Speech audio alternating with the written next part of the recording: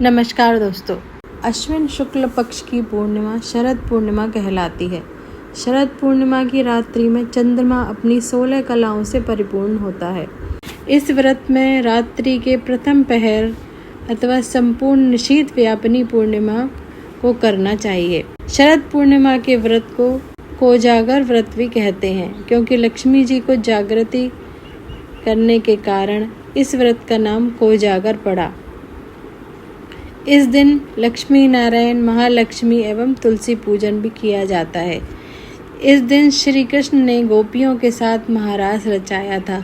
साथ ही माना जाता है कि इस दिन माँ लक्ष्मी जी रात के समय भ्रमण में निकलती हैं, यह जानने के लिए कि कौन जाग रहा है और कौन सो रहा है। उसी के अनुसार माँ लक्ष्मी उनके घर पर ठहरती हैं, इसीलिए इस दिन सभी लोग जागते हैं, जिससे कि माँ लक्ष्मी की कृपा उन पर बरसती रहे और उनके घर से लक्ष्मी जी कभी न जाएं। इसलिए इसे कोजागरी पूर्णिमा या रास पूर्णिमा भी कहते हैं। अश्विन मास की पूर्णिमा को ही शरद पूर्णिमा का पर्व मनाया जाता है। पूरे साल में केवल इसी दिन चंद्रमा 16 कलाओं से परिपूर्ण होता है।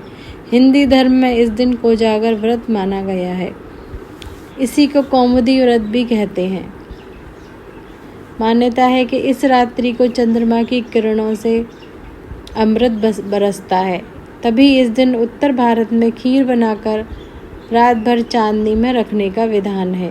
शरद पूर्णिमा की रात का अगर मनोवैज्ञानिक पक्ष देखा जाए तो यही समय वह होता है जब मौसम में परिवर्तन की शुरुआत होती है और शीत ऋतु का आगमन होता है। शरद पूर्णिमा की रात में खीर का सेवन करना इस बात का प्रतीक है कि शीत ऋतु में हमें गर्म पदार्थों का सेवन करना चाहिए, क्योंकि इसी से हमें जीवनदायिनी ऊर्जा प्राप्त होती है। अश्विनी कुमार देवताओं के वैद्य हैं। जो भी इंद्रियां शिथिल हो गई हों उनको पुष्ट करने के लिए चंद्रमा की चांदनी में खीर रखना और भगवान को भोग लगाकर अश्विनी कुमारों से यह प्रार्थना करना कि हमारी इंद्रियों का बल ओज बढ़ाएं, फिर वह खीर खा लेना। शरद पूनम दमे की बीमारी के लिए वरदान है। चंद्रमा की चांदनी गर्भवती महिला की नाभि पर पड़े तो गर्भ पुष्ट होता है। शरद पूनम की चांदनी का अपना महत्व है, लेकिन 12 महीने चंद्रमा की चांदनी गर्भ को और औषधियों को पुष्ट करती है। अमावस्या और पूर्णिमा को चंद्रमा के विशेष प्रभाव से समुद्र में ज्वार भाटा आता है। जब चंद्रमा इतने बड़े दिगंबर समुद्र में उथल पुथल कर एक विशेष कंपायमान कर देता है तो हमारे शरीर में तो जलीय अंश है, सप्त धातुएं हैं, सप्त रंग हैं, उन पर भी चंद्रमा का प्रभाव पड़ता है। इन दिनों में अगर काम विकार होगा तो विकलांग संतान अथवा जानलेवा बीमारी हो जाती है, और यदि उपवास व्रत सत्संग किया तो तन तंदुरुस्त, मन प्रसन्न और बुद्धि में बुद्धिमत्ता का प्रकाश आता है। इस प्रकार ज्योतिष में चंद्र जीवन का मुख्य कारक माना गया है।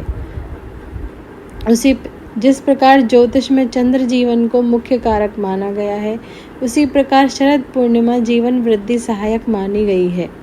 चंद्र को धन का कारक भी माना जाता है। धन्यवाद।